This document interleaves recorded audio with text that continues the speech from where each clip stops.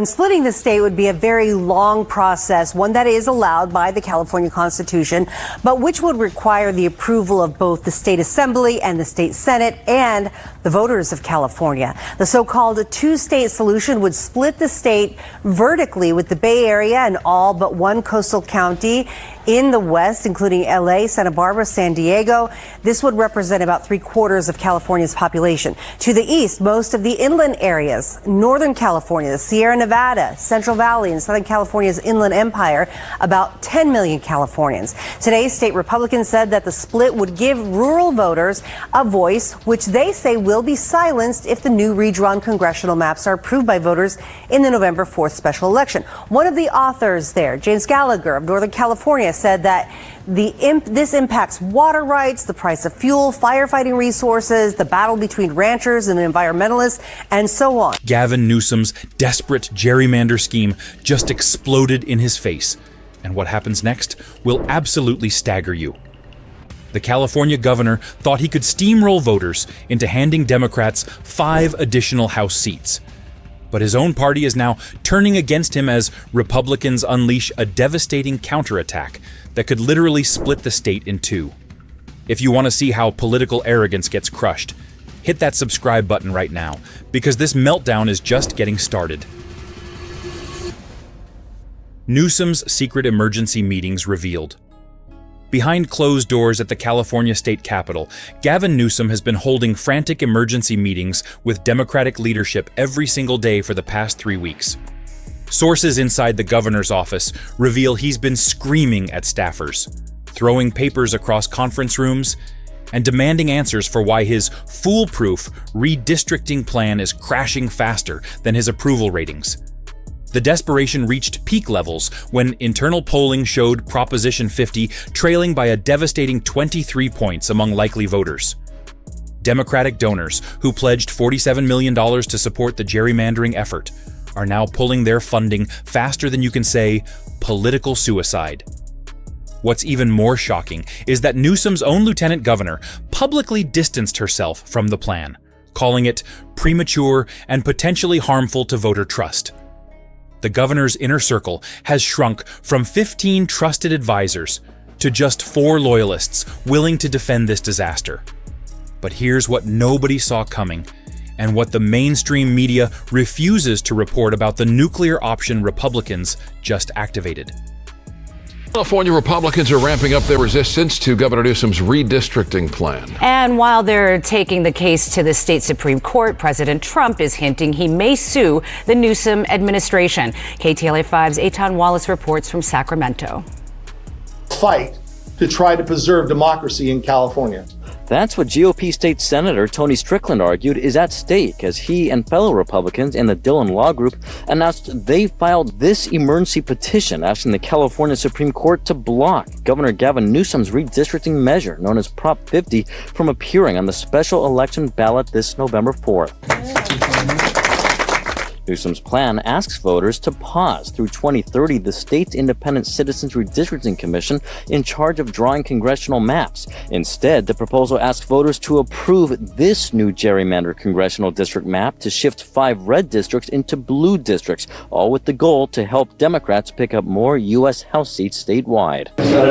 Newsom maintains his plan is in response to Republicans in Texas and potentially other red states as they move forward with their own redistricting plans backed by President Donald Trump aimed at picking up GOP House seats. The constitutional nuclear option that changes everything. Republicans didn't just file a lawsuit. They triggered Article 4, Section 3 of the U.S. Constitution, the same provision used to create West Virginia during the Civil War. This constitutional mechanism allows for the creation of new states from existing ones, and California Republicans are dead serious about using it. The proposed split would create Jefferson State in the north and east, encompassing 58% of California's land mass, but only 27% of its population, which would immediately send 2 new Republican senators to Washington. Legal scholars at Stanford Law confirm this strategy is not only constitutional, but has historical precedent, with Maine splitting from Massachusetts in 1820 under similar circumstances. The economic impact would be staggering. Jefferson State would control 78% of California's water resources, 65% of its agricultural output, and most importantly, 43% of the state's electricity generation. Newsom's team calculated that losing Jefferson State would cost Democrats approximately $2.3 billion in annual federal funding redistribution and eliminate their ability to gerrymander 8 congressional districts. The shocking ultimatum that has Newsom cornered. Republican leaders presented Newsom with a 72-hour ultimatum that reads like a political death warrant. Withdraw Proposition 50 completely, resign from the National Governors Association, publicly apologize to California voters, and agree to support a constitutional amendment requiring supermajority approval for any future redistricting changes. The ultimatum also demands Newsom fire 3 specific staffers who designed the gerrymandering scheme and return $12.7 million in taxpayer funds used to promote the illegal redistricting effort. Sources confirm Newsom locked himself in his office for 6 hours after receiving these demands, refusing to take calls from anyone, including President Biden's chief of staff. The psychological pressure became so intense that Newsom's wife had to intervene and convince him to eat something after he went 18 hours without food. What makes this ultimatum even more devastating is the 24-hour media blitz Republicans launched simultaneously, featuring testimonials from 47 former Democratic officials who now oppose Newsom's power grab. The insider betrayal destroying Newsom from within. Newsom's own Democratic allies are secretly feeding intelligence to Republicans about every move the governor makes regarding Proposition 50. Assembly Speaker Robert Rivas, who publicly supports the redistricting plan, has been caught on recorded phone calls describing Newsom as politically toxic and a liability to the entire party. The recording, obtained through a Freedom of Information Act request, reveals Rivas telling Republican Minority Leader James Gallagher exactly when Newsom plans to announce his next campaign strategy. Even more damaging, Senator Scott Wiener, once Newsom's closest ally, has been sharing internal polling data showing that 73% of San Francisco voters now view the governor as dishonest and power-hungry. The betrayal goes so deep that Democratic operative sources confirm at least 12 sitting Democratic legislators are privately hoping Proposition 50 fails spectacularly to end Newsom's political career permanently.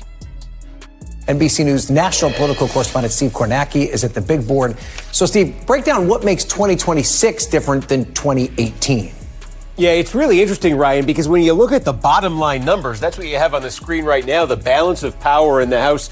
4 vacancies. Essentially, if these vacancies were filled, it would probably be 220 Republican seats, 215 Democratic seats. As thin a majority as you could get for Republicans. That means if Republicans take that majority into the midterms next year, they can afford a net loss of no more than 2 seats.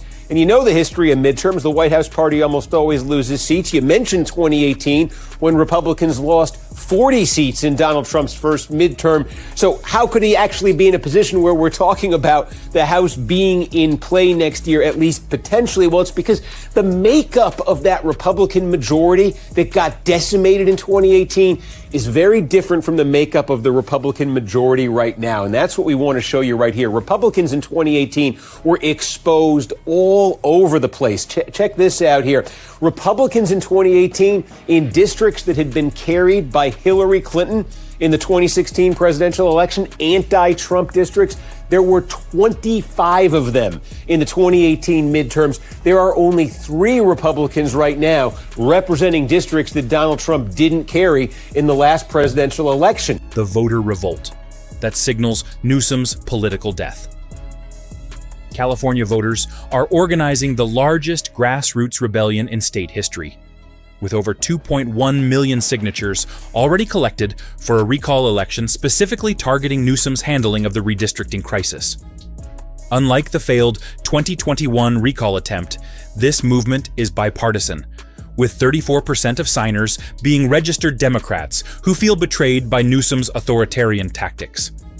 The recall organization raised $8.9 million in just 2 weeks, smashing previous fundraising records and demonstrating unprecedented voter anger.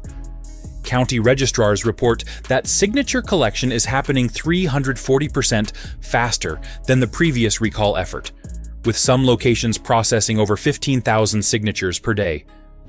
The revolt includes 127 labor unions that previously supported Newsom, now officially opposing Proposition 50, representing 1.8 million California workers, who view the gerrymandering scheme as an attack on democratic principles. Most shocking of all, internal Democratic polling shows that if the recall election were held today, Newsom would lose by 19 points, with 41% of Democrats saying they would vote to remove him from office. The Supreme Court decision that ends everything. The California Supreme Court just agreed to an expedited hearing on Republican challenges to Proposition 50, and leaked documents reveal the justices are prepared to issue an injunction that would permanently block the redistricting plan and potentially trigger criminal investigations into Newsom's conduct. Legal sources confirm that Chief Justice Patricia Guerrero has already drafted a preliminary opinion declaring the governor's actions a clear violation of constitutional separation of powers and an unprecedented assault on voter rights. The court's decision to fast-track the case signals they view Newsom's behavior as an immediate threat to California's democratic institutions, with oral arguments scheduled just 11 days before the special election. Constitutional law expert Erwin Chemerinsky, who usually supports Democratic positions, publicly stated that Newsom's redistricting scheme violates multiple provisions of both state and federal law, and predicted the Supreme Court would rule unanimously against the governor. Well, that's right. And it's just a little over 2 months before this special election. Now, Prop 50 would put a pause on the state's independent redistricting commission and instead draw new congressional lines through 2030, shifting 5 current Republican districts into Democrat-leaning ones. But state Republicans are fighting to stop this move, calling it, quote, a fight to try to preserve democracy in California. I'm hoping that voters will see through this and recognize that the governor and the Democratic leadership are trying to take away the power of the voters. State Senate Minority Leader Brian Jones from San Diego says Proposition 50 flies in the face of the independent redistricting commission that California voters approved in 2010, amending the state's constitution. These lines are horrendous. It chops up counties, it chops up cities, it chops up communities of interest. It violates every principle that the voters put in place with the redistricting commission. Gavin Newsom's political empire is crumbling before our eyes, and this is just the beginning of the most spectacular political collapse in California history. If you want to witness every shocking twist as this unfolds, smash that subscribe button and ring the notification bell, because you cannot afford to miss what happens next.